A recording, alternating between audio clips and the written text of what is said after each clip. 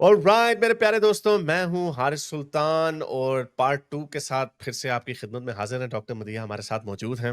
व ड्रामेबाज़ी क्या करनी, उसी से कंटिन्यू हम एक ही दिन में हमने रिकॉर्ड किया, इसको स्प्लिट अप कर दिया। कपड़े एक ही मैंने एनीवे डॉक्टर मदीहा,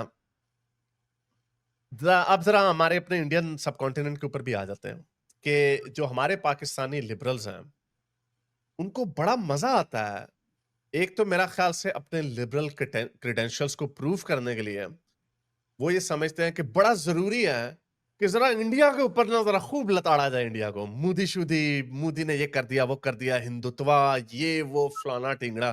पहले ज़रा खूब टिका के उसको हम धुलाई करें, ताकि जो हमारी जो पाकिस्तानी ऑडियंस है ना, वो हमें ये ताना ना मार सके, "यार, आप इंडिया के ऊपर क्यों नहीं बात करते?" तो ये कन्वर्जेंट कैसा I mean I would say कि आई वाज़न्ट डूइंग दैट। मैं ऐसा इसलिए नहीं कर रहा था कि लोगों की तरफ से प्रेशर था। मैं भी ऐसा समझता था, वो थोड़ी-सी मेरी लैक ऑफ अंडरस्टैंडिंग थी, क्योंकि जब मैंने नंबर्स को देखा ना, मैंने जब नंबर्स को देखा, पहली बात तो ये एक बहुत बड़ा फ्लॉ कि हम जिस आप और मैं मेरा ख़्याल एक ही उम्र के हैं हम। हमने जो पाक स्टडीज़ में पढ़ा, हिंदू साज़िश कर दी, शातिर हिंदू ने ये कर दिया और जी नेहरू को बड़ा बुरा पेंट किया गया, गांधी को भी लुंगी वाला बड़ा बुरा पेंट किया गया। लेकिन जब मोदी जी आए, तब जी ओह! ये वो कांग्रेस वाला इंडिया नहीं है, ये वो सेक्युलर इंडिया नहीं है। तो एकदम पहले तो मुझे ये एहसास हुआ कि एक second, are you telling us कि पहले वाला इंडिया अच्छा था या बेहतर था? तो हमने तो कभी बेहतरी की बात आपके मुँह से नहीं सुनी थी इस इंडिया के बारे में। अब आपको ये इंडिया बहुत बुरा लगने लग गया। ओके, एक पॉइंट तो ये है। दूसरा पॉइंट ये है कि जी दूसरा जो मैंने फ्लॉ देखा इस आर्गुमेंट में, वो ये कि कितनी यूएनओ की ऑर्गनाइजेशंस हैं जो जिन्होंने हिंदू ऑर्गेनाइजेशंस को या इवन आरएसएस को भी, बड़ी बुरी है जी हिटलर, वो नाज़ी इंस्पायर्ड, कितनी आरएसएस हिंदू ऑर्गेनाइजेशंस हैं जो यूएनओ ने टेररिस्ट डेजिग्नेट की हुई हैं? कितनी? नहीं। अच्छा जी, यस, दंगे एक इशू है इंडिया में, जो दंगों में लोग मरते रहे, और आखिरी गुजरात में हुआ, उसके भी ये उसके ऊपर बात नहीं करते कि वो हुआ क्यों शुरू, लेकिन बिसाइड्स द पॉइंट, दंगे होने तो नहीं चाहिए। लेकिन थर्ड वर्ल्ड कंट्री है, थर्ड वर्ल्ड मुल्कों में लॉ एंड ऑर्डर कमज़ोर होता है, जज़्बात भड़क उठते हैं और लोग फिर इस तरह के कामों पे उतर आते हैं। लेकिन वो भी, उसको भी हुए हुए 23 साल हो गए हैं। तो जो नंबर है, मुझे कोई इस तरह का अलार्मिंग नंबर तो नहीं नज़र आ रहा है जहाँ पे जीनोसाइड हो रहा हो, जहाँ पे लोगों को घरों से निकाल के मारा जा रहा हो। मैं तो वहाँ के मुसलमानों की ऐसी वीडियोज़ देखता हूँ, वो खुल के गालियाँ दे रहे होते हैं। वो खुल के मंदिरों के आगे भी अपने तमाशे कर रहे होते हैं। तो ठीक है, वो उधर से भी फिर वो मस्जिदों के आगे भी करने लग जाते हैं। तो ये चलता रहता है। लेकिन जो बीस्ट है, जो वर्स्ट ऑफ द इस्लाम है, वो हमने देखा पाकिस्तान में क्या करते हैं। पूरी-पूरी बस्तियाँ जला देते हैं। वो भी जलाई हुई है बड़ी। और जो एक जो बेसलाइन है, पाकिस्तान में जो बेसलाइन है, वो ये है कि आप अहमदी जो होता है वो भाग जाता है, उसके घरों पे छापे मारते हैं, उनके फ्रिजों से गोश्त निकालते हैं, उनकी मस्जिदें तोड़ देते हैं।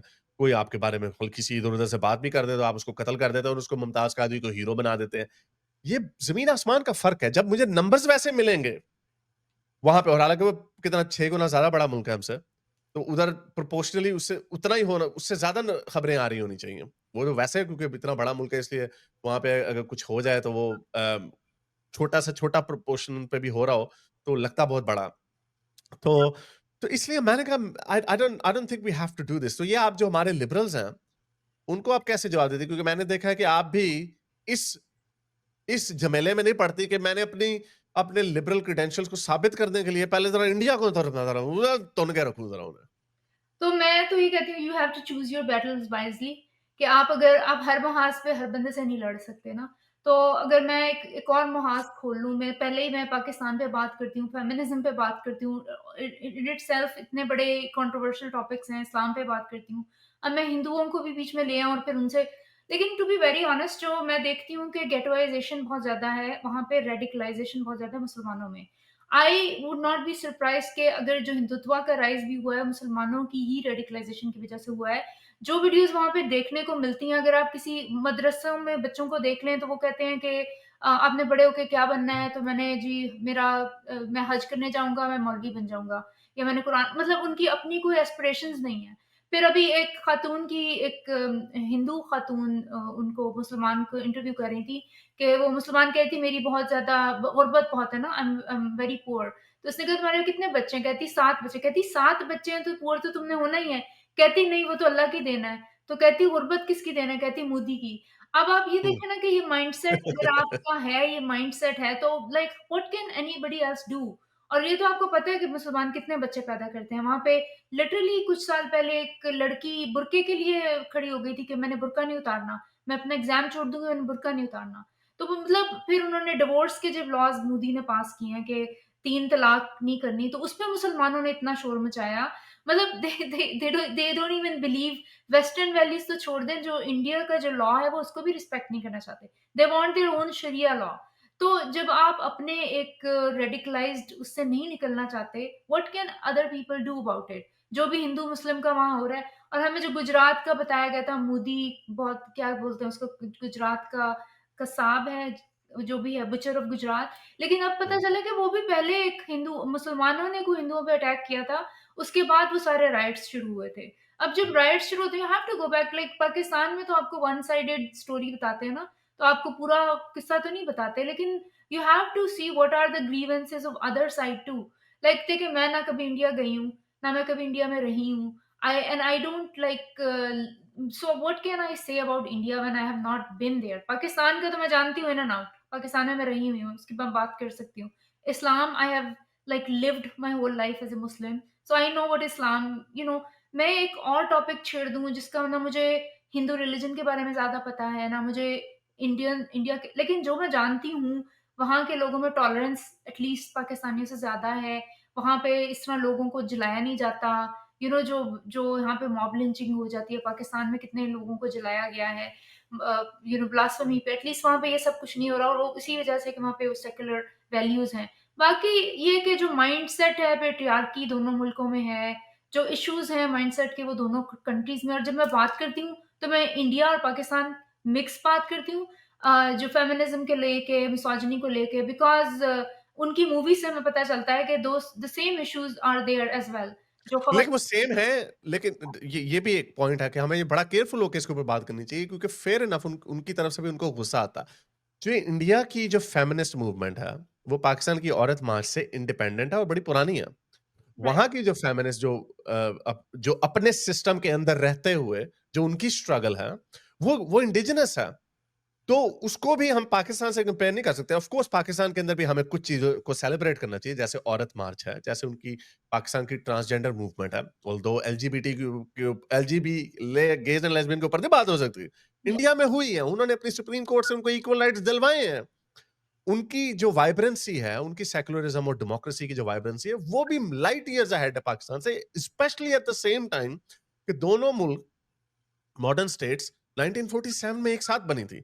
इससे क्या पता चलता है कि किस मुल्क की वैल्यूज जो हैं वो ज्यादा लिबरल हैं as compared to the other. जो आपने उनकी भी उसकी फ़िल्मों में, उनकी मूवीज़ में अब गे रिलेशनशिप्स दिखा रहे हैं, लेस्बियन रिलेशनशिप्स दिखा रहे हैं, ट्रांसजेंडर्स का डेटिंग दिखा रहे हैं, स्ट्रेट मेन के साथ, and the society has no issues about it. So they are far ahead of like Pakistan, तो देयर इज़ नो कंपैरिज़न। तो उसको जो कंपेयर करते हैं, तो जो हमारे जो लिबरल्स उसको कंपेयर करते हैं और फिर वो हमें शेम करते हैं कि यार आप ऐसे क्यों नहीं करते, तो व्हिच इज योर राइट कि you have to pick your battles. और जो आपने जो उसकी बात की गुजरात राइट्स की, वो हुआ ये था कि 2002 में गुजरात में एक वो हिंदू पिलग्रिम्स की एक ट्रेन थी जिसमें 60 हिंदुओं को जिंदा जला दिया गया था। बाद में इंक्वायरी से पता चला था वो एक मुस्लिम मॉब ने किया था, सोची समझी साजिश के तहत किया था। क्या पाकिस्तान के अंदर कोई क्रिश्चियन या कोई हिंदू मॉब ऐसा सोच भी सकता है कि हमने पकड़ के ना मुसलमानों को उनको जिंदा जलाना है? वो सोच भी नहीं सकते। हाँ, जो क्रिश्चियंस और मुसलमान है वो जल उनकी बस सॉरी क्रिश्चियंस और हिंदूज है उनकी बस्तियां जलती रहती हैं। तो इससे पता चलता है कि ये जो कहते हैं ना वहां का मुसलमान भी बड़ा डरा हुआ है और बड़ा बेड़ा गर्क हो गया। यस ऑफ कोर्स वहां पे फिर लोग आते हैं, इश्तियाल में आते हैं, वो फिर पिटाई वो भी करते हैं, फिर मुसलमानों की पिटाई। लेकिन ऐसी बड़ी वीडियोस पड़ी हुई हैं, मैंने अपनी आंखों से बल्कि दिखा देता हूँ, खैर वो नहीं वायलेंस में आ जाएंगे। बड़ी वीडियोस ऐसी पड़ी हुई हैं जहाँ पे मुसलमान उनकी वो हिंदुओं की पिटाई कर रहे हैं। किसी को हिंदू जो है कोई मुसलमान लड़की के साथ मोटरसाइकिल में बैठा है उसकी पिटाई कर देंगे, कभी वैसे किसी हिंदू की पिटाई कर दे, तो ऐसा भी होता है। पाकिस्तान में ये ऑफ कोर्स वहां पे भी फिर बदले में वो भी मुसलमानों की भी पिटाई होती है, लेकिन पॉइंट ये है कि पाकिस्तान में हमने नहीं कभी देखा कि कोई क्रिश्चियन पकड़ के मुसलमान की पिटाई कर दे। या कोई हिंदू पकड़ के मुसलमान ऐसा हो ही नहीं सकता। कोई कोई कंपैरिजन है ही नहीं। इसके अलावा जब वो लव जिहाद का आ रहा था तो I was not surprised, conversion का कीड़ा तो है मुसलमानों में। ब बसंत में क्या कर रहे हैं, कन्वर्ट कर के हिंदू बच्चियों को वो मुसलमान बना के शादियाँ कर रहे हैं, तो I would not be surprised, क्योंकि हिंदुइज़्म में ये कन्वर्जन का ऑब्सेशन नहीं है और किसी मज़हब में कन्वर्जन का ऑब्सेशन नहीं है। क्रिश्चियनिटी में है लेकिन हाँ, ठीक है, क्रिश्चियनिटी क्रिश्चियनिटी और दे आर मुसलमानों में नॉट है। जस्ट लाइक इतने वो नहीं है जितना ये मुसलमान पहले होता होगा, अब वो इतना हाँ, वो नहीं है। मिशनरी तरीके से करते हैं। हाँ, वो मिशनरी तरीके से करते हैं। वो कोई इस तरह की 2 नंबरियाँ नहीं वहाँ पे चल रही होती जिस तरह ये हमारे मोमिनीन्स कर रहे हैं। यहाँ पे आते हैं कभी-कभार ना, लेकिन हमारे यहाँ पे लिखा होता है नो सॉलिसिटेशन, तो nobody like if you have that America में तो ये है ना कि अगर आपकी प्रॉपर्टी पे लिखा है नो सॉलिसिटेशन तो nobody would come and knock at your door. They can not do that by law. यार वो सो पढ़े-लिखे हाँ। तहज़ीब याफ़्ता मुआशरे हैं, आप किनकी एग्ज़ाम्पल दे रही हैं? मतलब मौलवी ने मुझे ऐसा कभी कोई मौलवी मिला नहीं। एक दफ़ा जेहोवाज़ विटनेस आया था मेरे पुराने घर में, तो उसको मैंने फिर एवोल्यूशन की बातें बतानी शुरू की थी, तो उसने एंड में मुझे कहा, "do you think we came from monkeys?" ठीक है। तो एनीवे अच्छा तो ये एक तो ये ऑब्वियसली इंडिया वाला इश्यू है। और दूसरा एक और बड़ा आर्गुमेंट देते हैं, वो कहते हैं कि हमें जो पाकिस्तानी लिबरल्स वो कहते हैं, हाँ, देखिए हमें पता है कि अगर मज़हब की रेडिकलाइज़ेशन हो जाए तो उसका क्या नतीजा निकलता है। मोदी जी जो हैं वो इंडिया के ज़ियाउल हक हैं। मैंने आई मस्ट एडमिट कि I have also used the same line a few years ago. लेकिन again I had to think about it. मुझे बहुत ज़्यादा सोचना पड़ा इसके बारे में कि नंबर्स क्या कहते हैं, यूएन की टेररिस्ट ऑर्गेनाइज़ेशंस क्या हैं, क्या कंपैरिज़न क्या है? अगर हम side by side, column by column उसका कंपैरिज़न करें ना, तो वो किसी मामले में पूरे नहीं उतरते। हालाँकि उनका इतना बड़ा मुल्क है, अगर वो उसी तरह बिहेव करने लग जाएँ, जिस तरह मुसलमान करते हैं अपनी माइनॉरिटीज़ के साथ, तो तब हमें न तब ये जो चेहरा है ना डरा हुआ मुसलमान, तब हमें और चेहरा नज़र आएगा। टू बी वेरी तो ऑनेस्ट, मुझे मोदी का जो माइंडसेट लगता है वो ट्रम्प वाला है कि he understands what Muslims are up to and he is trying to cater to them, like he कि इनको स्टॉप करना है। तो उसने जब ये डिवोर्स का भी जो लॉ आया था 3 तलाकों वाला, तो उसको पूरी understand he wants to give rights to Muslim women actually. यहाँ ये गुड के फॉर लिए अच्छा नहीं है। मुस्लिम। ये मुसलमान औरतों के लिए अच्छा नहीं है। इसके ऊपर क्यों पाकिस्तानी जो लिबरल्स जो हैं या जो दुनिया जो हमारे देसी लिबरल गोरों को तो खैर इतना इंटरेस्ट नहीं है। जो हमारे देसी लिबरल्स हैं इसके ऊपर क्यों नहीं बात करते हैं कि ये वुमेन की इतनी बड़ी इमेंसिपेशन हुई है और किसने की है जो मुसलमानों से नफरत करता है, उसपे भी इन्होंने कीड़ा निकाला। वो नहीं, उन्होंने इससे मुसलमानों को छेड़ना था इसलिए उसने ये लॉ पास किया। या मतलब अब वो रहते हैं उधर तो ही हैज़ टू लाइक किसी तरह उनको, लेकिन आप नहीं निकाल सकते, गेटोइज़ेशन बहुत ज़्यादा है उधर मुसलमानों की, बहुत रेडिकलाइज़ेशन है।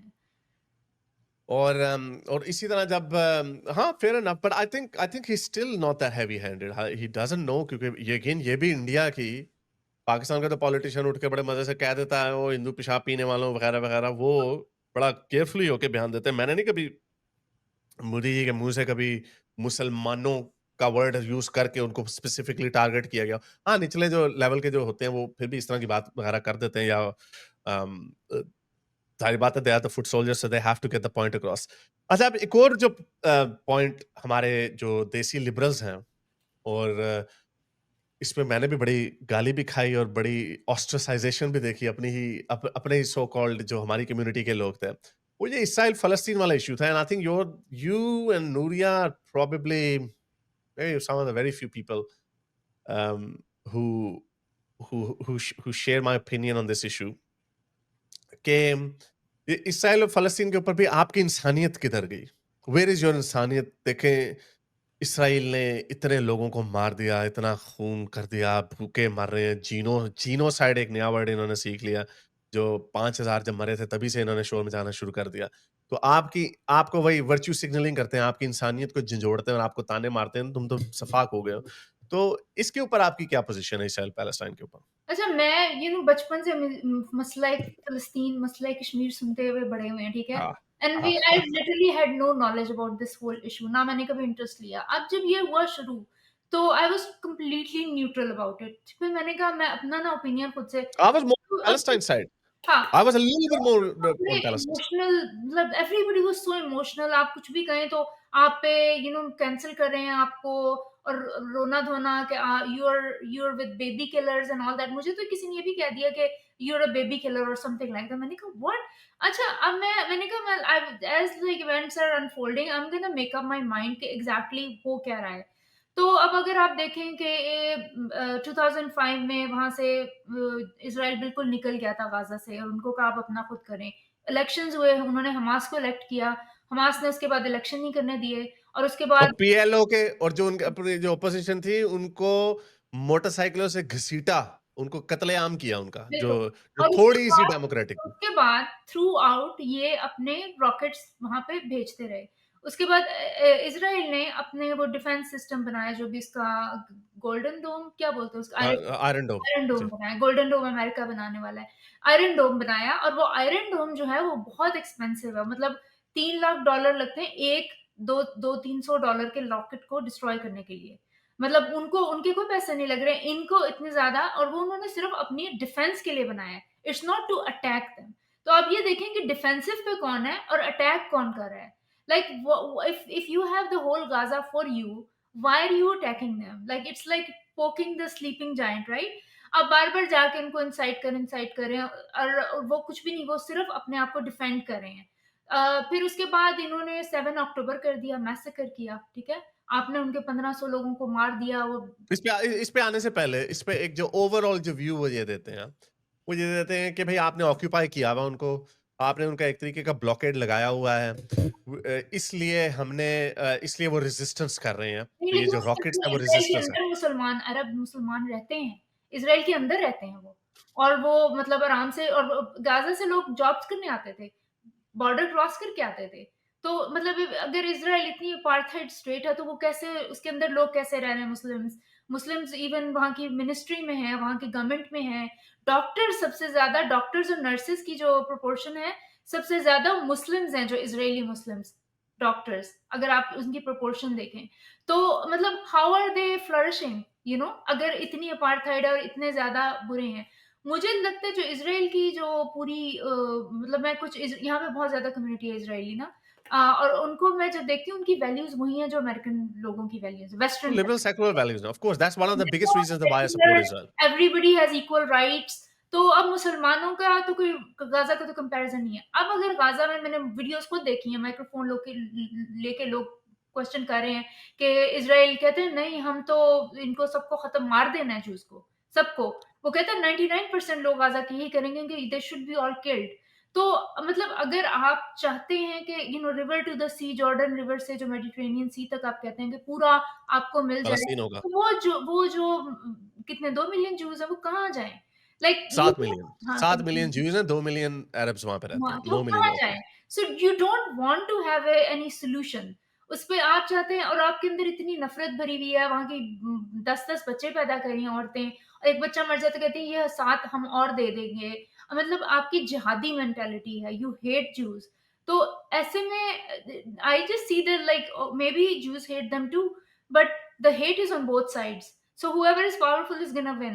So like what am I supposed to do? They're like literally ready to kill each other.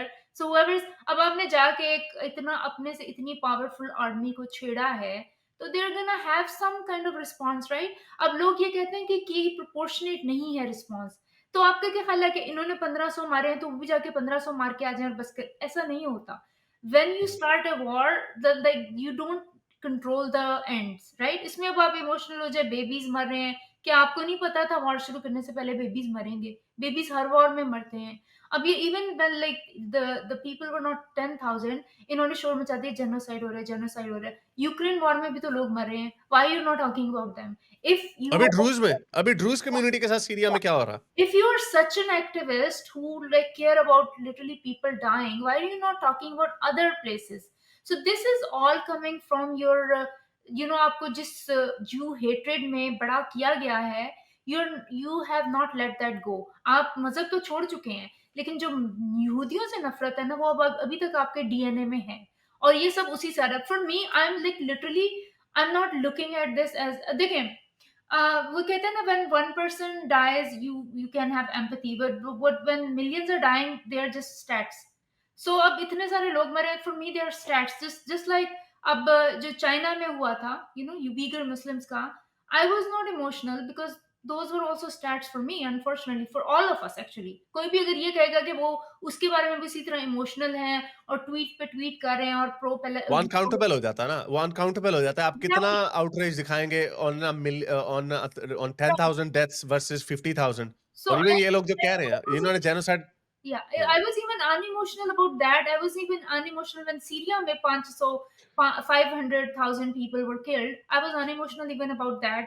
So for me, I have not attached my emotion, but somehow, people have attached emotions to this cause. And I have a question, like, how come? Why?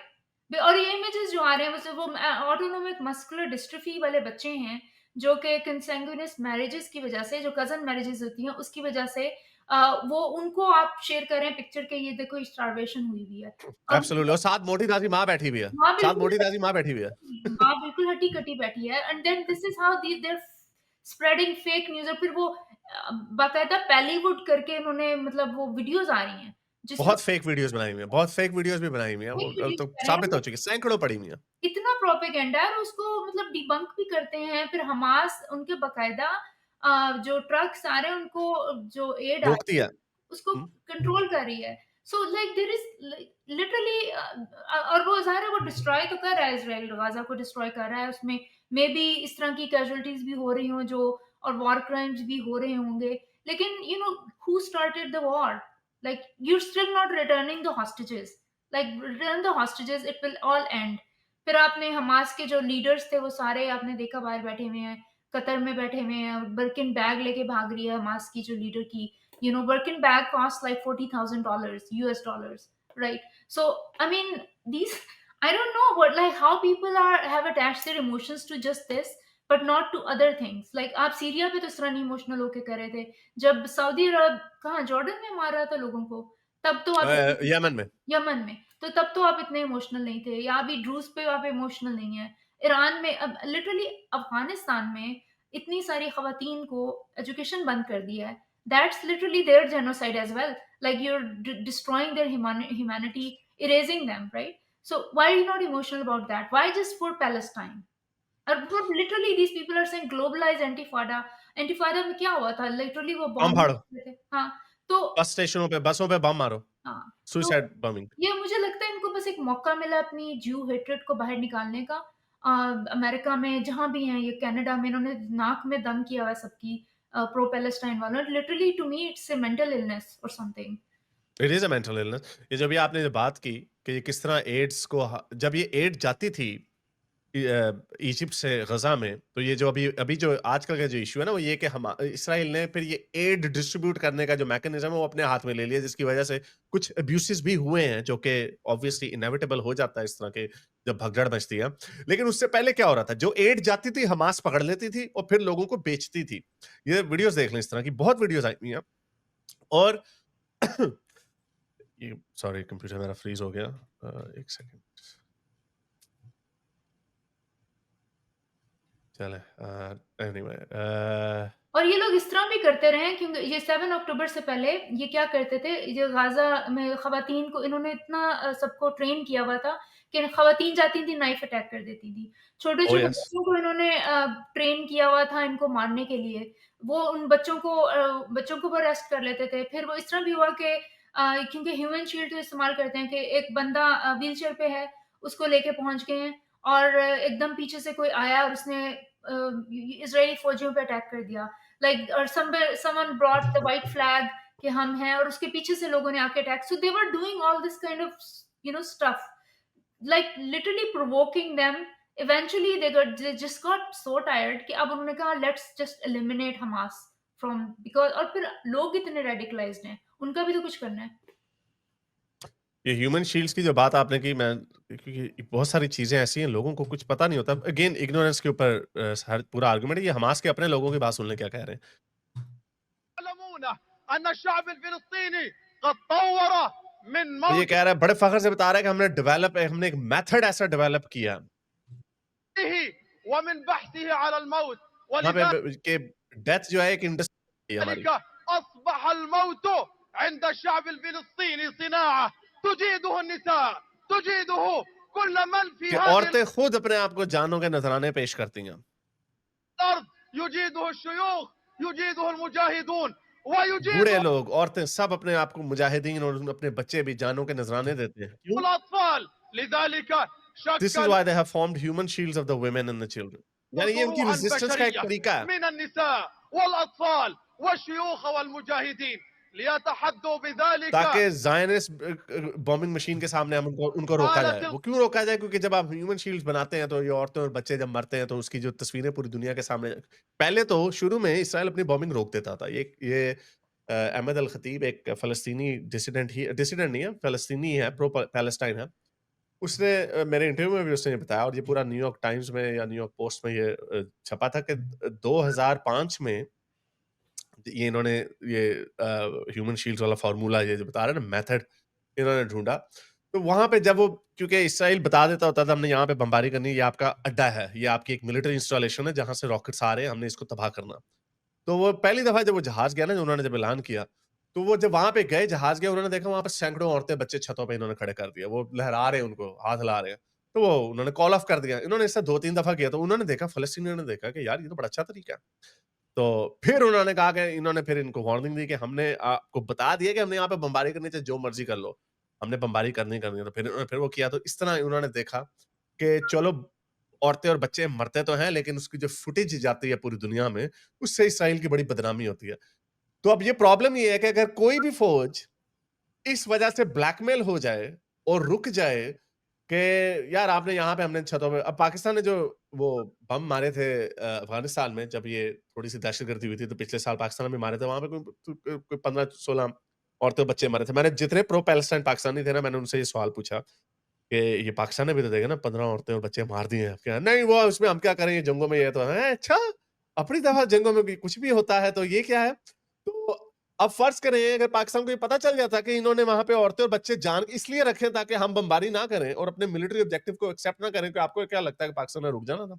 कभी भी नहीं रुकना था. ये हो ही नहीं सकता, क्योंकि इस तरह तो आपने पूरी वॉरफेयर के रूल्स ही चेंज कर दिए हैं. आप वॉर इस तरह कभी जीत ही नहीं सकेंगे, हुँ। अपने मिलिट्री ऑब्जेक्टिव्स को हासिल कर ही नहीं सकेंगे. तो दूसरी बात ये कि जो जो इज़राइल है, जैसे मैं बता चुकी हूँ, उनकी वेस्टर्न वैल्यूज़ है ना, बच्चों के अंदर वो ये इस तरह की जिहादी माइंडसेट वो नहीं फीड करते, बच्चों को बड़ा प्रोटेक्ट करते हैं उनके माइंडसेट को। लेकिन जो पैलेस्टाइन के जो स्कूल्स हैं, उनमें बाकायदा जिहादी माइंडसेट उनको पढ़ाया जाता है।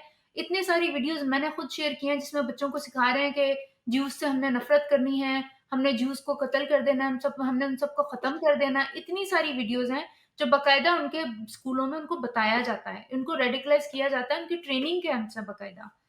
So it's just a matter of who is powerful powerful might is right. अब दुनिया में यही चल रहा है। ये भी खाली बात नहीं है. It's a little bit more complex than that. वो ये है कि कोई भी मुल्क जब बन जाता, जैसे इसराइल तो बन चुका है ना, इसराइल वॉलंटरली अपने आप को खत्म कैसे कर सकता है? आई मीन वो कैसे आपको कह सकता है अच्छा आपने हमारे 1400 बंदे मार दिए हैं, तो चलें जी हम अपना बोरिया बिस्सा लपेट के 40% जो उनकी मिज़राही ज्यूज़ हैं, उनको हम आपके पास छोड़ जाते हैं.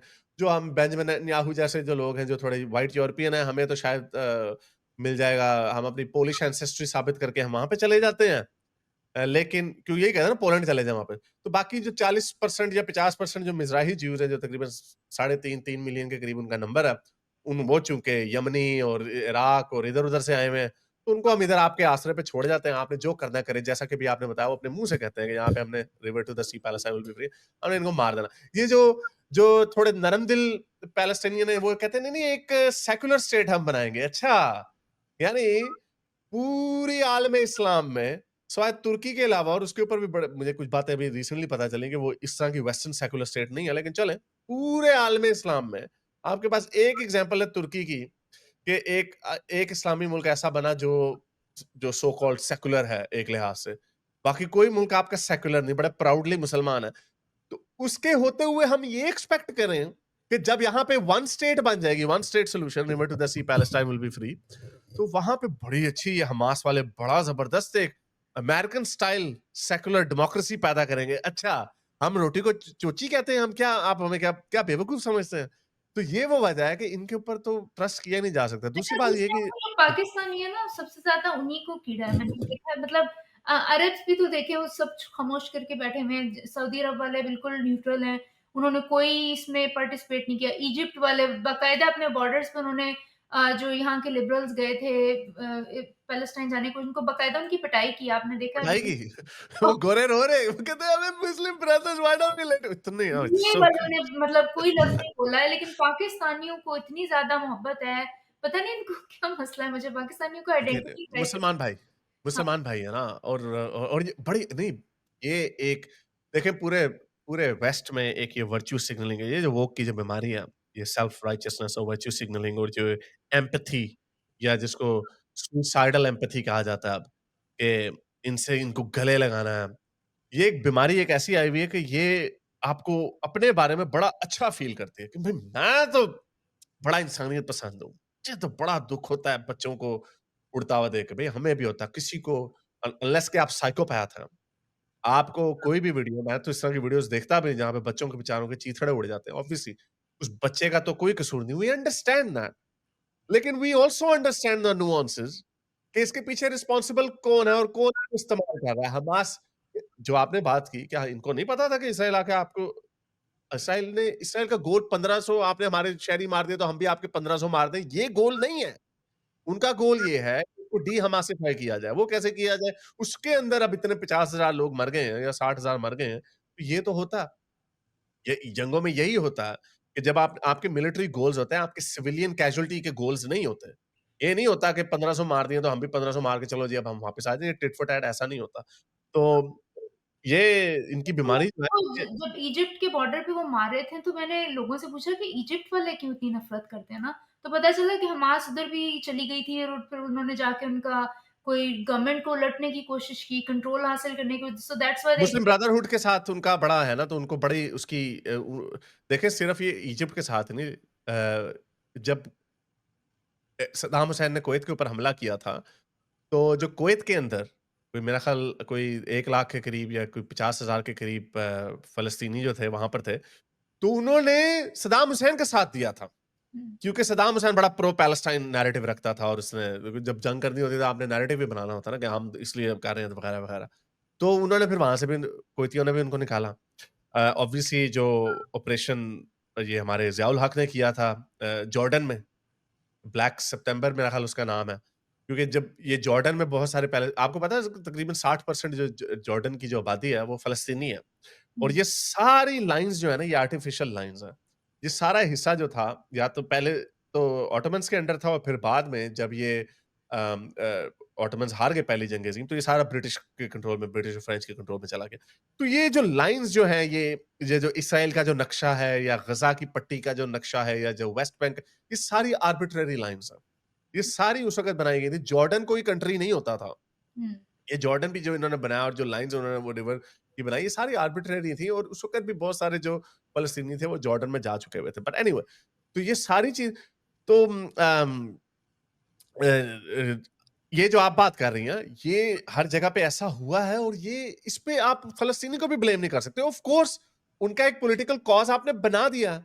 इसीलिए हम लोग इसके खिलाफ बोलते हैं कि जहाँ पे ऑस्ट्रेलिया में इन्होंने कुछ 24,000 वीज़े देने की कोशिश की फ़लस्तीनियों को, उसके ऊपर बड़ा यहाँ पे शोर मचा। वो फ़लस्तीनी बच्चों के साथ कोई ऐसा this is not a personal issue. We know के what values are they going to bring. हमने ये दुनिया में देख लिया है, जहाँ पे फ़लस्तीनी नहीं भी हैं, उसके उनके नाम के ऊपर इन्होंने पूरे मगरबी तहज़ीब की धज्जियाँ उड़ा के रख दी हैं। ये फ़लस्तीनियों के ये जो पिछले 2 सालों में जितने तमाशे इन्होंने इधर किए हैं, वो सब दुनिया को कानों को हाथ लोगों ने लगा लिए। तो उस चीज़ से हम डरते हैं कि जहाँ पे पहले ही हमें डर है कि वेस्ट का जो सोशल फैब्रिक है in the name of tolerance and human rights and whatever they want to call it जो सेल्फ राइचियस इनकी वैल्यूज़ हैं, उसको एक्सप्लॉइट करके इन्होंने इसकी सोशल फैब्रिक की धज्जियाँ उड़ा दी हैं। तो मज़ीद बुलाएँगे तो ये तो वही डर इजिप्ट को भी है कि जो कुवैत में हुआ या जो जॉर्डन में हुआ और फिर जॉर्डन से जब वो लेबनान गए तो वहाँ पर भी देख लें क्या हो गया। लेबनान भी आधा डिवाइड हो गया एक लिहाज से प्रैक्टिकली। आधे पे हिज़्बुल्लाह की हुकूमत थी और बाकी लेबनान की हुकूमत थी। तो वो उनको भी डर लगता है इजिप्टियों को, मिस्रियों को। इसलिए वो बॉर्डर नहीं खोलते और एक और बड़ा विकेड इसके अंदर एक बहुत बड़ा विकेड एलिमेंट है, पता नहीं आपने सुना है कि नहीं। वो ये कहते हैं कि हमने गज़ा को इवैक्यूएट इसलिए नहीं होने दिया क्योंकि अगर वो इधर आ जाएँगे इजिप्ट में आ जाएँगे और इसराइल को हमने खुली छुट्टी दे दी कि वहाँ पे हमास के साथ जो दंगे-फ़साद जो जिस तरह उनको बम मारने, जो करना करो। तो इसराइल उनको वापस नहीं आने देगा गजा में। कितना विकेड पॉइंट है हुँ, कि हम तुम्हारी जिंदगियों के साथ खेलने के लिए तैयार हैं, हुँ, लेकिन तुमने ये जमीन नहीं हाथ से जाने देनी। हुँ। तुमने मर जाना है, अपने बच्चों की कुर्बानियां दे देनी, लेकिन जमीन को हाथ से नहीं जाने देना। तो जमीन की वैल्यू, जान की वैल्यू किसको ज्यादा?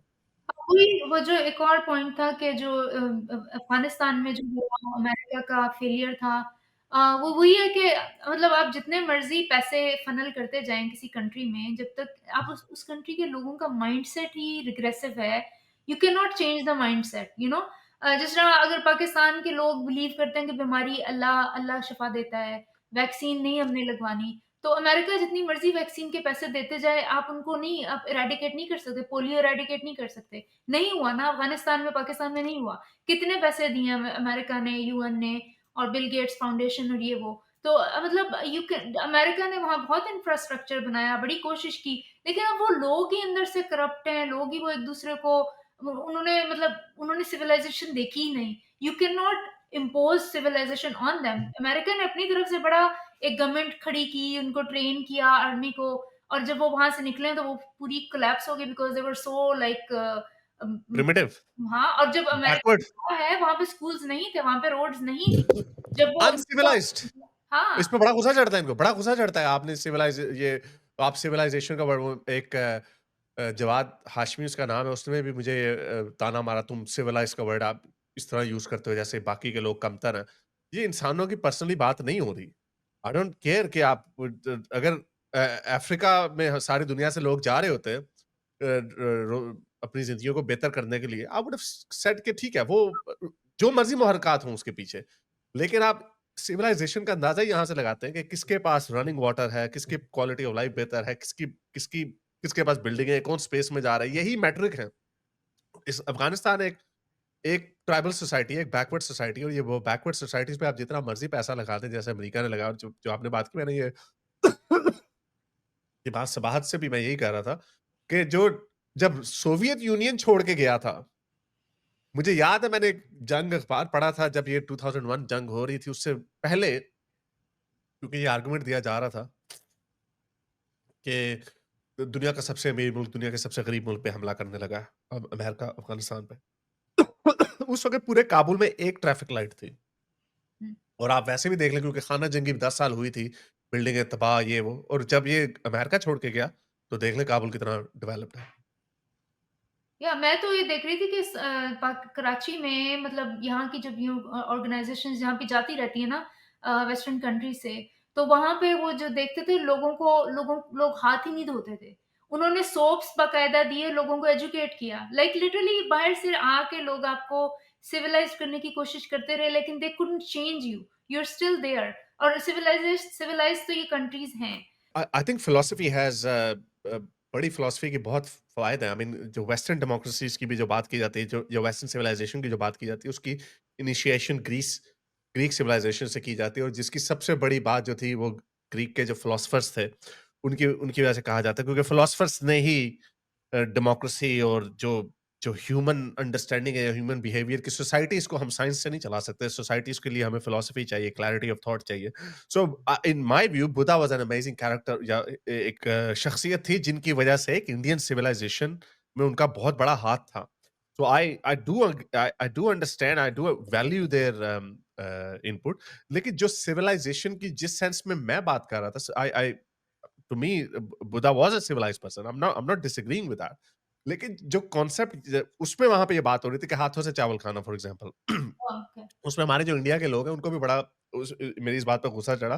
फिर अब you can do whatever you want, लेकिन अब आप व्हाइट हाउस में फर्ज करें जाएं, मोदी जी जाएं वहां पे व्हाइट हाउस में, ठीक है, आप अपने कपड़े देसी पहन लें, वो तो ठीक है, वो तो एक आपके आप अपने कल्चर को, कंट्री को रिप्रेजेंट कर रहे हैं, जो जो इंडिया का वो जो वो ड्रेस पहन के जाते हैं, विच इज फाइन, मुझे उससे कोई प्रॉब्लम नहीं है, you don't have to wear a suit and tie.